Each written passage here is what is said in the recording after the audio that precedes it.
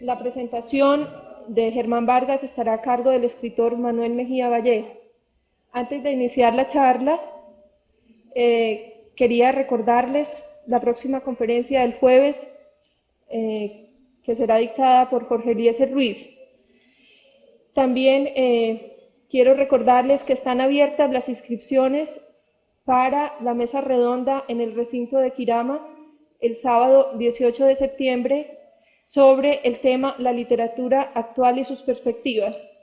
Participarán en esa ocasión el doctor Pedro Gómez Valderrama, Fernando Cruz Cronfli, Enrique Buenaventura y Juan Gustavo Cobo Borda.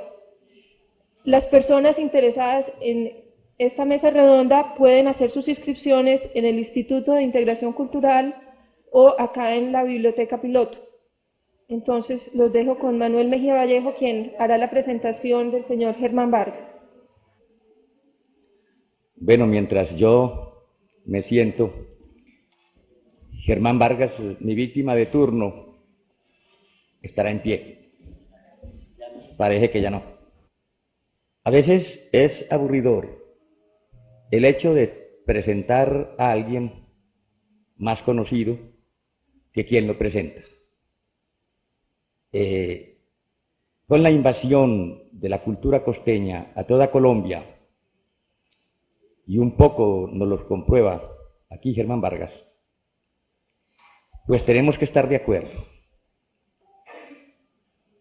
Hace muchos años, tantos que yo todavía estaba joven, los noviazgos, si eran un poco alegres, estaban acompañados con algo de la cultura costeña.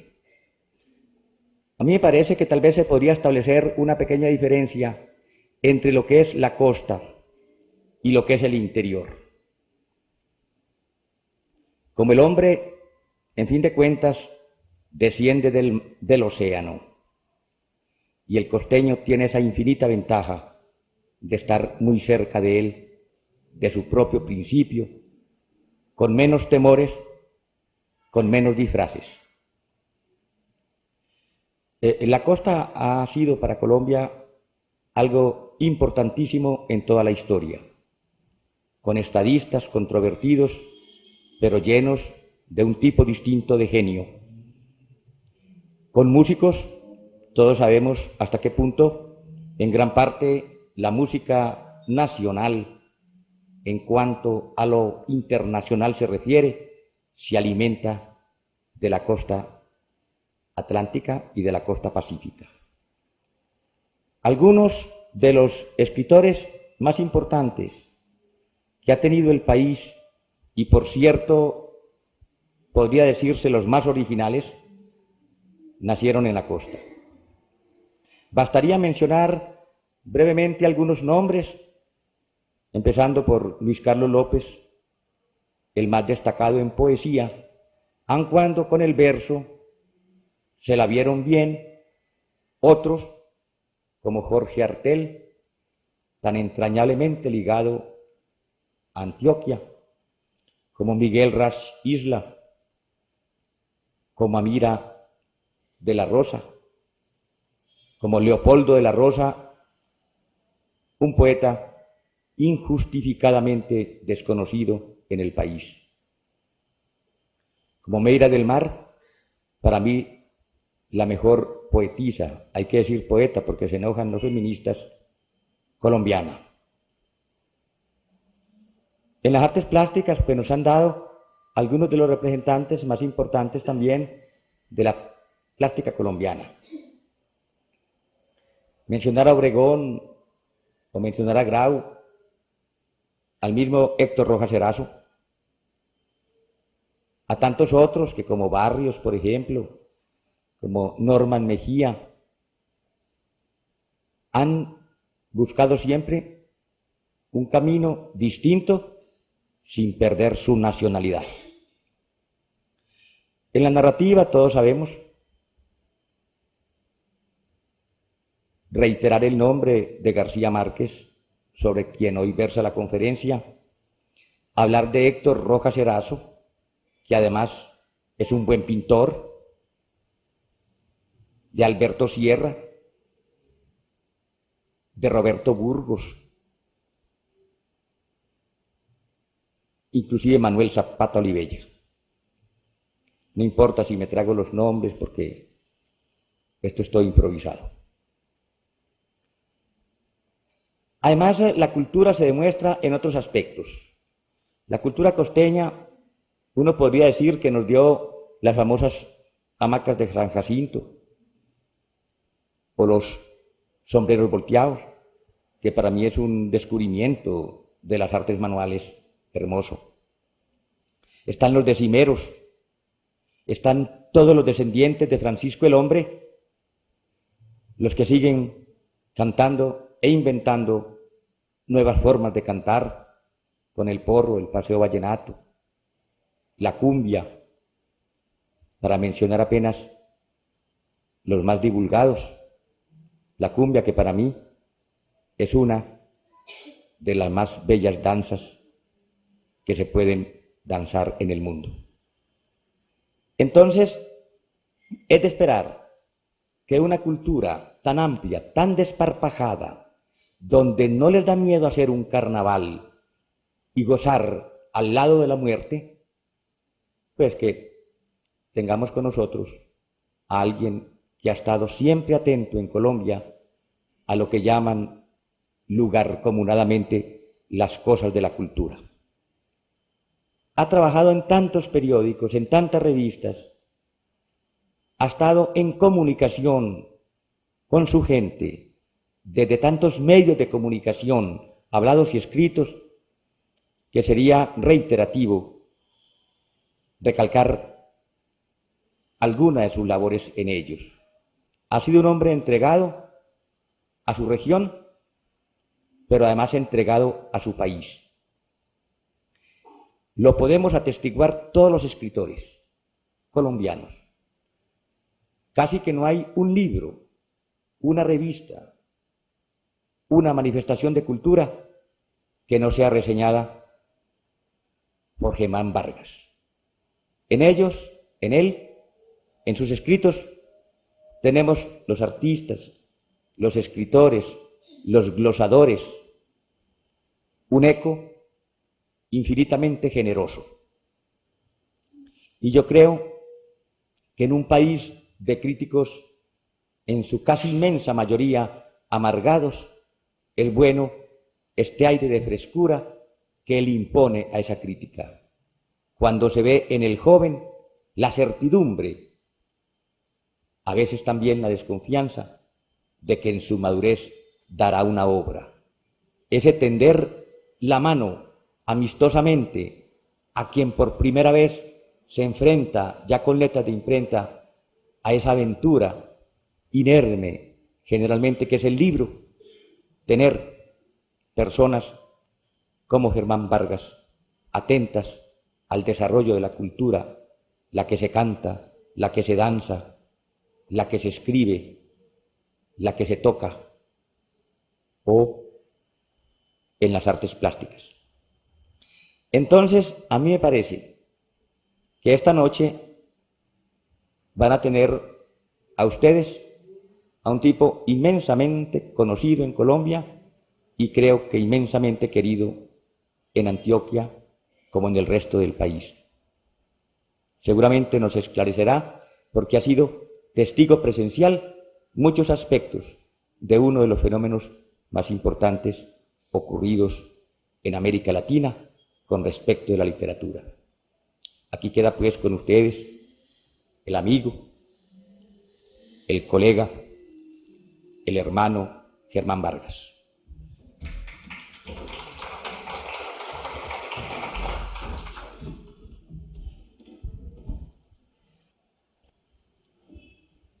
Los invito a adentrarnos en lo que podríamos llamar la prehistoria literaria de García Márquez. Es bien sabido que el primer cuento de él que apareció publicado fue La tercera resignación, incluido por Eduardo Zalamea Borda en la sección Fin de Semana, que figuraba en la página 8ª del entonces vespertino El Espectador de Bogotá. fue el 13 de septiembre de 1947.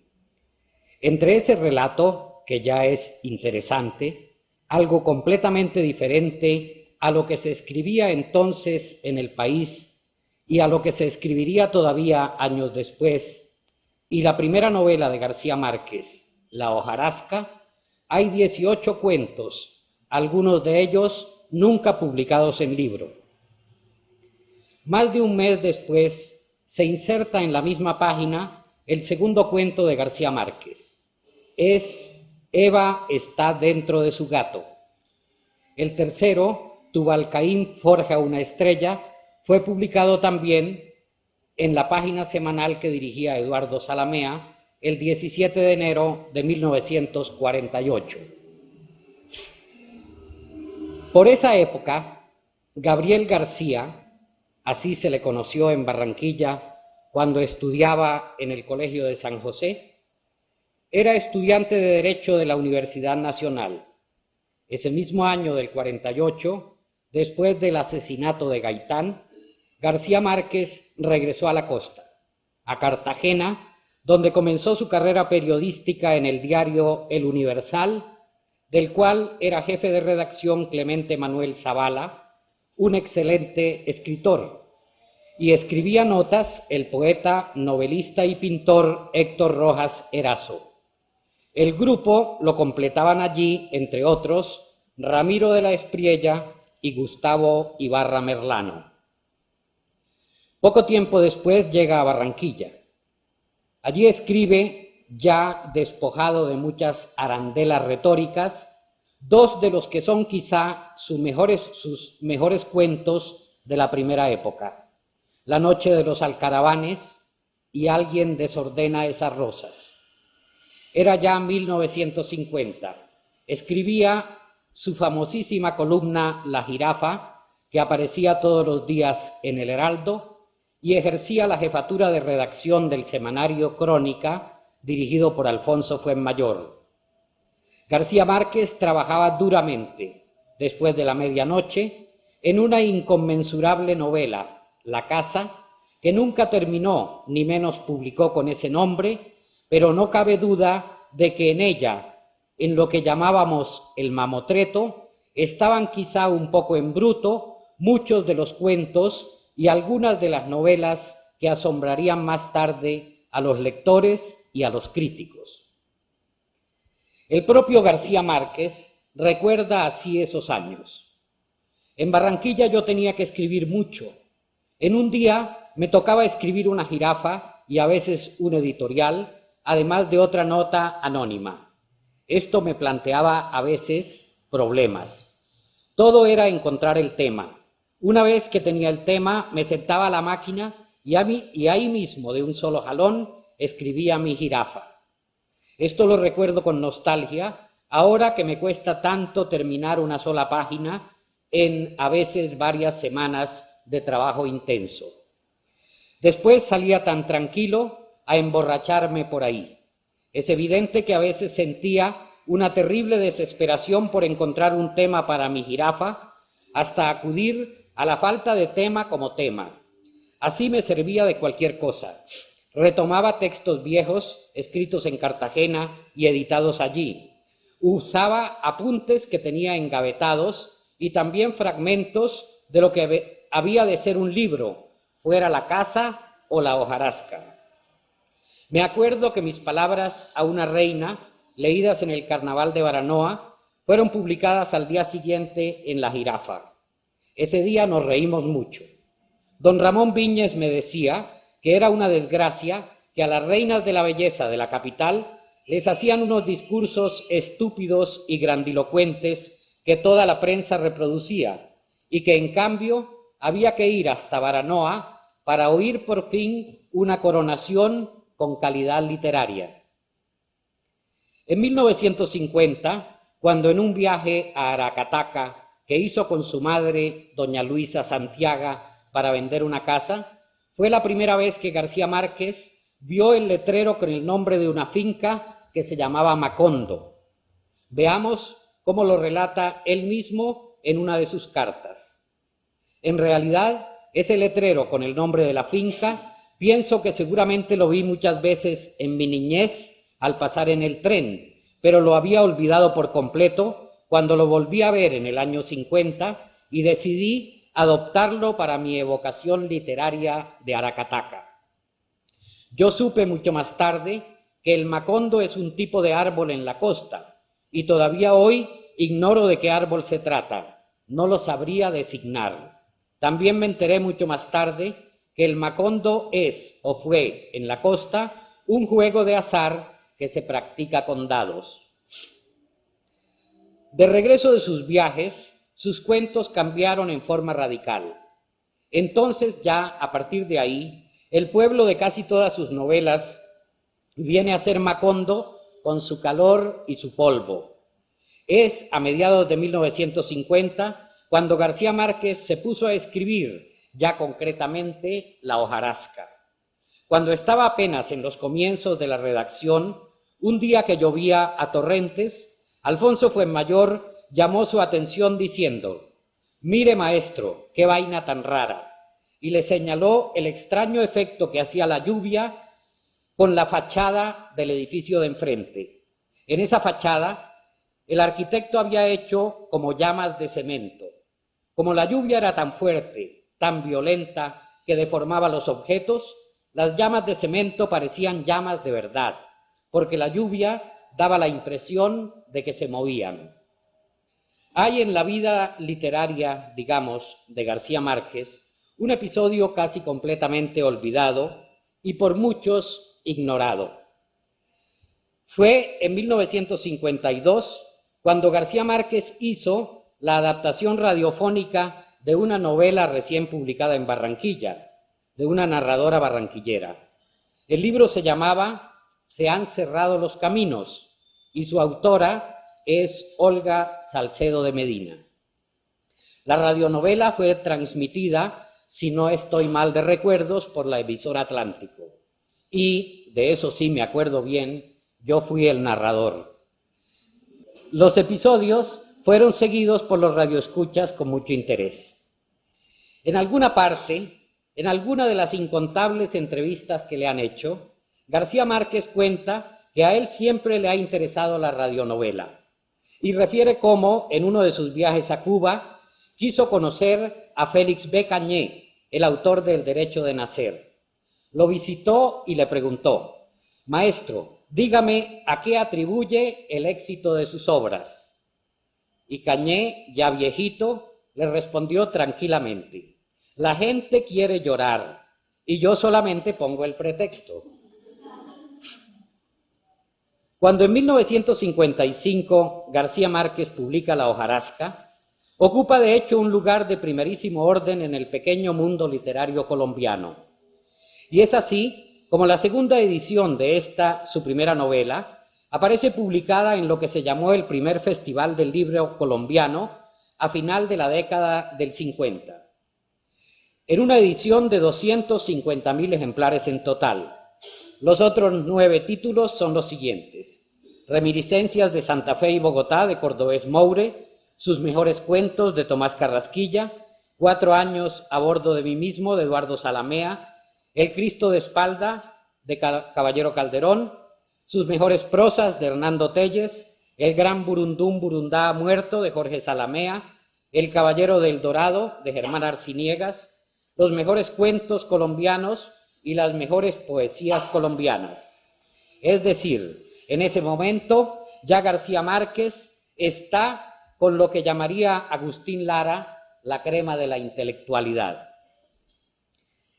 La hojarasca es, desde luego, un libro embrionario, apenas una promesa, un anticipo de lo que siguió, pero está pleno de drama y de colorido, y además rebosante de hechos históricos que servirán de telón de fondo al resto de su obra.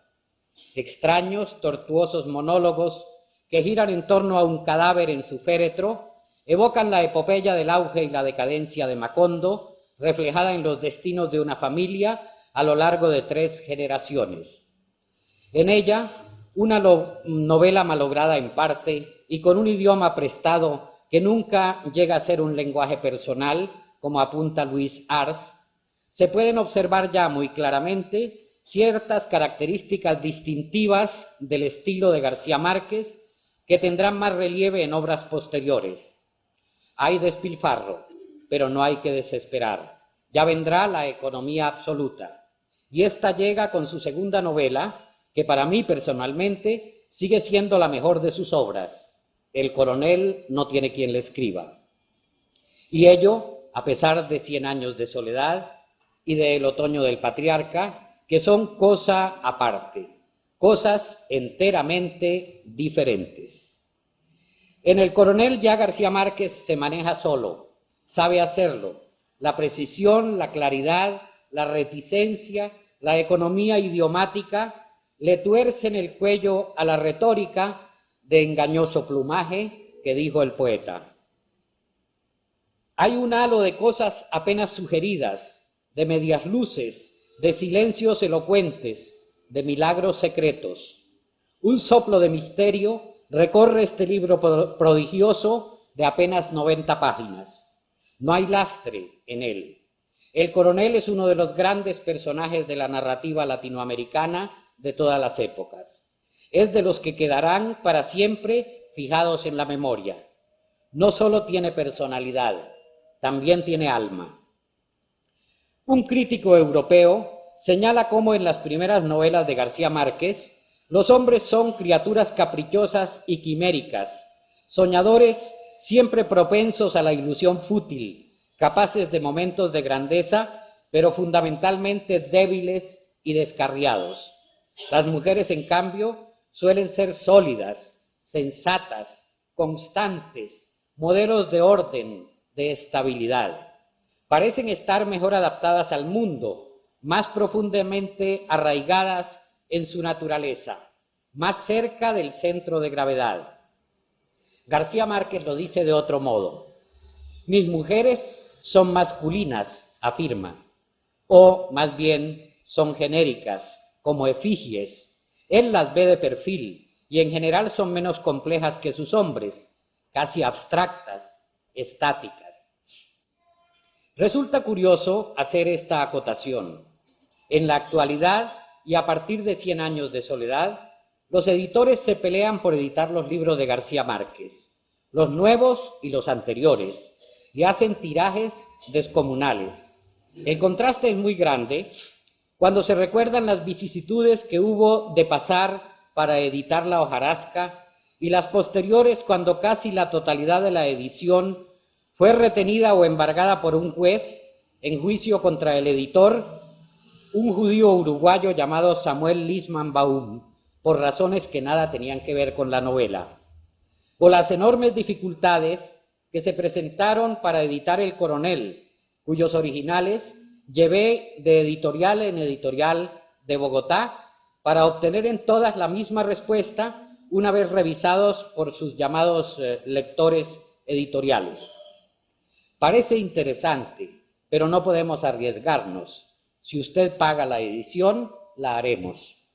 Finalmente, se publicó la breve novela en uno de los números de la revista Mito de Jorge Gaitán Durán en 1958, y 3 años después, en 1961, apareció la primera edición en libro.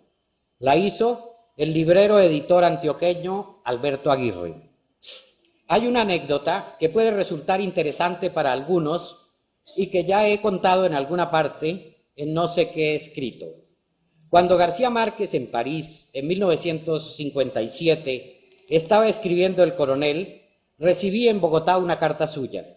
Me pedía que le consiguiera un memorando de alguien que supiera de gallos, que le explicara las distintas razas y sus diferencias, cómo funcionaban las galleras, en fin, el mayor número de informaciones concretas sobre el asunto. La única persona amiga mía que sabía de gallos de pelea, cuyos gallos además yo conocía por haberlos visto en su preparación y en sus peleas, pues tenía cuerda en soledad, era Quique Scopel. Pero estaba en Cuba, en La Habana, a donde se había ido a vivir. Le escribí a Quique y la respuesta fue todo un tratado sobre gallos, sumamente interesante y completo, que cometí la estupidez de empacar y remitir de inmediato al novelista a París sin haber tenido la precaución de sacar siquiera una copia. Supe que le fue de mucha utilidad para ambientarse y para ambientar la novela, pero yo perdí lo que estoy seguro de que hubiera sido un estupendo libro, de un gran éxito, además, por lo menos entre los galleros. En 1955, el mismo año de la primera edición de La hojarasca, y cuando García Márquez ya está en Europa, en el primero de sus viajes, que después serían innumerables, en el número 4 de la revista Mito, se publican las páginas de un relato sencillamente apasionante. Es el monólogo de Isabel viendo llover en Macondo. Como en La hojarasca, también en el monólogo el pueblo o el mundo que se describe es el de Macondo. Y la narración se hace desde un nivel interior subjetivo. Todavía el juvenil novelista está dominado por la palabra, por las palabras, y no resulta difícil detectar que Isabel, viendo llover en Macondo, hacía parte de La hojarasca, figuraba en los borradores iniciales de la primera novela. Macondo va tomando cada vez más entidad. Ya se puede saber que se trata de un pueblo tropical, de calor sofocante y lluvias desorbitadas. Y el lector va conociendo a Macondo, su mundo físico, su paisaje, su clima, más a través del aguacero que por intermedio de Isabel. Ya Macondo no es solamente una iglesia, es también un tren inmovilizado porque la lluvia ha destruido los rieles, y un cementerio inundado por las aguas que, según los rumores, han violado las tumbas y arrastran a los muertos por las calles. Pero en medio de este mundo de lluvia está Isabel, en quien alcanza a advertirse una apenas perceptible vida subjetiva, porque la presencia más poderosa en esta primera imagen de Macondo es la naturaleza. La lluvia es no solo un fenómeno natural, es también un símbolo, y es la descomposición, la decadencia. El relato describe una realidad más física que humana. El 24 de diciembre de 1962 se publica la primera edición de La mala hora, la obra con la cual García Márquez obtuvo el Premio Nacional de Novela establecido por la ESO colombiana y respaldado nada menos que por la Academia Colombiana de la Lengua. Hablemos primero del premio y después de la funesta edición. García Márquez estaba entonces en México y yo vivía en Bogotá. Quizá por esa razón me solicitó que acudiera en representación suya a recibir el llamado galardón. Este tenía una parte interesante, el jugoso cheque, y otra que lo era menos, el diploma que lo acreditaba como novelista laureado, firmado por el padre Félix Restrepo, director de la Academia. Porque este es otro título de García Márquez que nunca se le ha anotado, el de ser quizá el único novelista titulado por la Academia de la Lengua. Y no hubo ciertamente pocos problemas con la lengua en el lenguaje que utilizaba el escritor en La mala hora. Y fueron muchas las horas que hube de pasar en lo que pudiéramos llamar cultísima conversación con el padre Félix, para concluir transigiendo, de acuerdo con el autor, en el cambio del título, pero manteniendo por principio lo relativo a las palabras, a veces escatológicas, empleadas por el novelista. El diploma nunca lo entregué a García Márquez, sino que en ceremonia especial fue colocado en una de las paredes de la cueva. El cheque, claro está, fue transferido a Ciudad de México, con sucursal en México, facilitó las cosas por fortuna, ya que el caso era de urgencia y García Márquez necesitaba recibir prontamente ese dinero. Nunca olvidaré el asombro con que hube de asistir a una solemne sesión, solemnísima, de la venerable Academia, en medio de graves y respetables señores que seguramente no habían leído ni iban a leer nunca La mala hora y que ignoraban olímpicamente quién era ese muchacho a quien se había declarado novelista laureado. Jamás me sentí más solo ni más abandonado. Y la edición, conservo uno de los poquísimos ejemplares en suntuosa pasta española con letras doradas, editado en Madrid y traducido al español de España por quién sabe cuál corrector de estilo, que no entendía que se pudiera escribir de manera distinta a como lo hacen los académicos peninsulares. Como era apenas natural, García Márquez repudió esta primera edición en la que aparecía escribiendo tan castizamente que con seguridad él no entendía una sola palabra de todo el texto. García Márquez culpa a Plinio Apuleyo Mendoza de haberlo forzado a que abandonara el estilo mítico y encantatorio de la hojarasca. Cuenta que le dijo que en plena violencia colombiana no había derecho a escribir una literatura nostálgica, que había que escribir cosas más comprometidas con el tiempo que estábamos viviendo. Y anota García Márquez, es que Plinio era un terrible estalinista, ya hoy no lo es tanto, y que sus afirmaciones eran categóricas. Él te decía, esto tiene que ser así, y de ahí no pasaba. El alcalde de La Mala Hora tiene una base real. Era de un pueblo, de Sucre. Dice García Márquez que era pariente de Mercedes, su mujer, y que era un verdadero criminal. Quería matar al papá de Mercedes y este siempre andaba armado de pistola. A veces, para molestarla, García Márquez le recuerda que el tipo era de su familia. El propio García Márquez reconoce que La Mala Hora es una novela que nunca terminó y estima que es un libro demasiado geométrico para su gusto. Y como el manuscrito se quedó en la imprenta de Madrid, hubo de reconstruirlo utilizando la edición española y lo que él recordaba. Y dice zumbonamente, a veces restablecí las cosas, otras dejé lo que puso el corrector, porque de repente me pareció mejor que mi propio texto. Ya vimos cómo García Márquez se interesó por tener experiencias con la radio cuando hizo la adaptación radial de la novela de doña Olga Salcedo de Medina.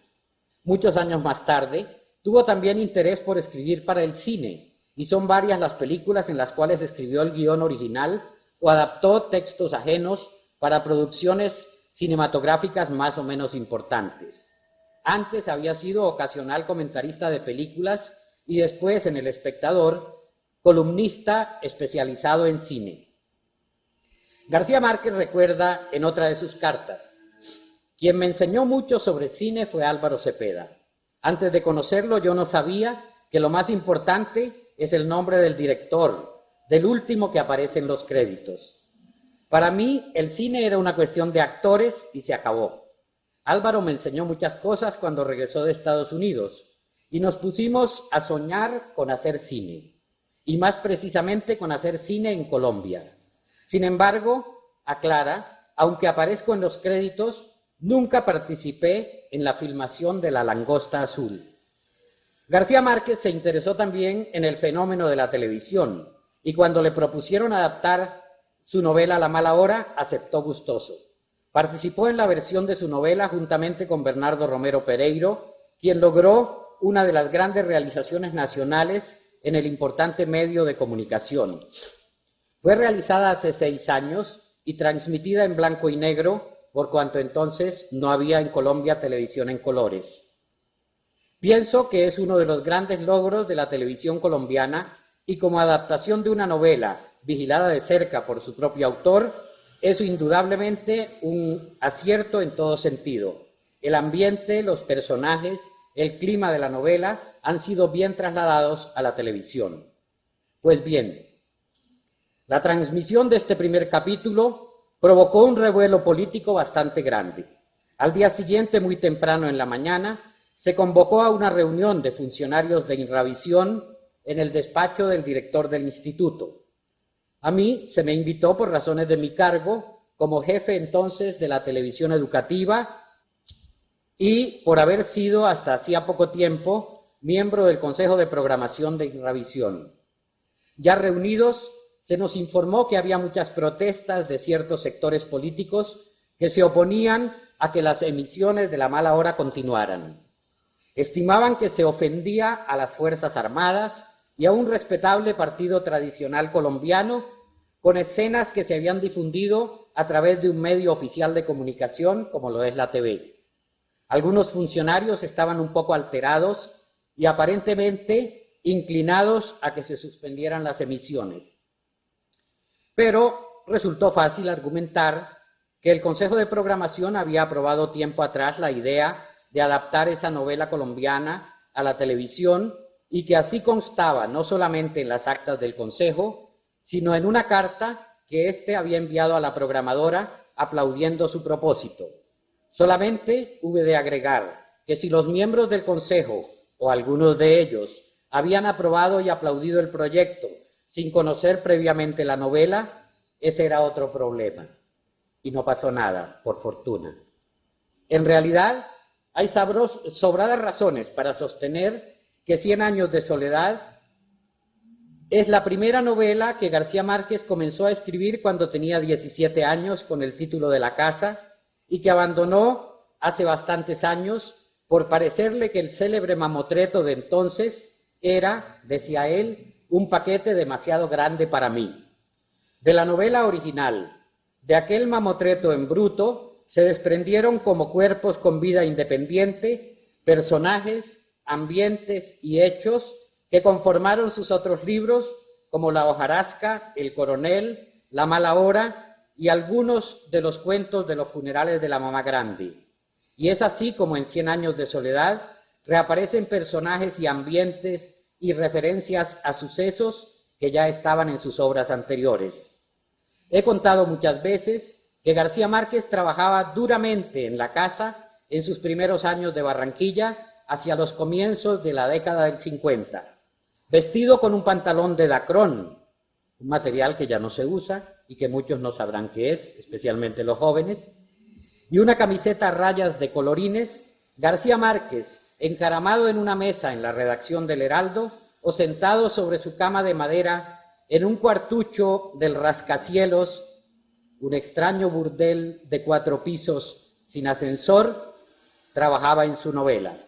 En el periódico escribía a diario La Jirafa, que le era pagada todas las tardes en forma tan exigua que apenas si le alcanzaba para medio comer y cancelar el alquiler de la pieza y algún servicio más en el rascacielos.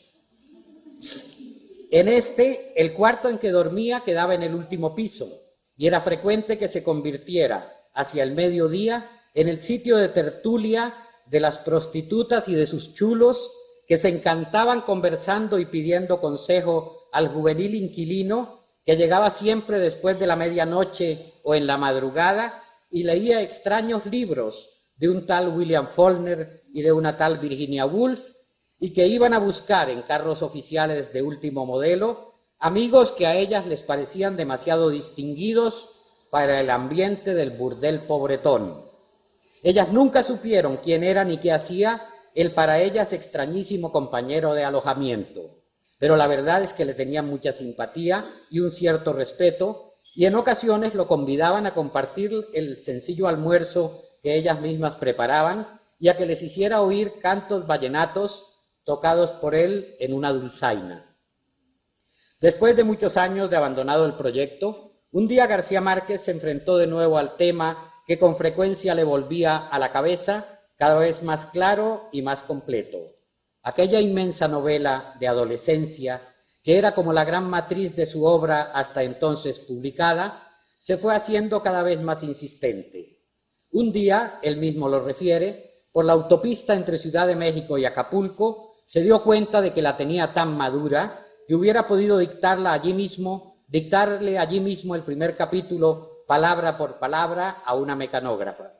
Hizo su plan de trabajo y en 18 meses, a razón de 6 horas diarias, escribió 1300 cuartillas, revisó y volvió a revisar lo escrito y dejó en definitiva poco menos de 500 páginas. En la parte final de 100 años de soledad, García Márquez incorpora personas reales y hechos sucedidos en Barranquilla en el ambiente de Macondo, que se está consumiendo ya en oleadas de sopor y de aniquilamiento. Y es así como el sabio catalán, don Ramón Viñes, y Álvaro Cepeda Zamudio, y Alfonso Fuenmayor, y Germán Vargas, y el mismo Gabriel García Márquez, conviven con los personajes y son amigos del último de los aurelianos. Y episodios ocurridos en el otrora famoso y ya desde muchos años desaparecido burdel de la Negra Eufemia así como hechos de esta legendaria y venerable matrona, son trasladados a Macondo, mezclados con sucesos imaginados por García Márquez. Y hay frecuentes reminiscencias de muchos casos ocurridos en Barranquilla a finales de los años 40 y comienzos de los 50, cuando en torno a la mesa de don Ramón, gran escritor catalán, en el Café Colombia, se reunían los entonces jóvenes barranquilleros, entre ellos García Márquez, a discutir a gritos sobre todos los temas imaginables ante el escándalo que los vocablos usados y los asuntos tratados producían en los demás parroquianos. Así, en este rápido muestreo con textos de 100 años de soledad, aquel fatalismo enciclopédico fue el principio de una gran amistad. Aureliano siguió reuniéndose todas las tardes con los 4 discutidores que se llamaban Álvaro, Germán, Alfonso y Gabriel, los primeros y últimos amigos que tuvo en la vida. Para un hombre como él, encastillado en la realidad escrita, aquellas sesiones tormentosas que empezaban en la librería a las 6 de la tarde y terminaban en los burdeles al amanecer, fueron una revelación. No se le había ocurrido pensar hasta entonces que la literatura fuera el mejor juguete que se había inventado para burlarse de la gente, como lo demostró Álvaro en una noche de parranda. Había de transcurrir algún tiempo antes de que Aureliano se diera cuenta de que tanta arbitrariedad tenía origen en el ejemplo del sabio catalán, para quien la sabiduría no valía la pena si no era posible servirse de ella para inventar una manera nueva de preparar los garbanzos. O este otro, fue él quien puso de moda las extravagancias que la propietaria celebraba con su sonrisa eterna, sin protestar, sin creer en ellas, lo mismo cuando Germán trató de incendiar la casa para demostrar que no existía, que cuando Alfonso le torció el pescuezo al loro y lo echó en la olla donde empezaba a hervir el sancocho de gallina.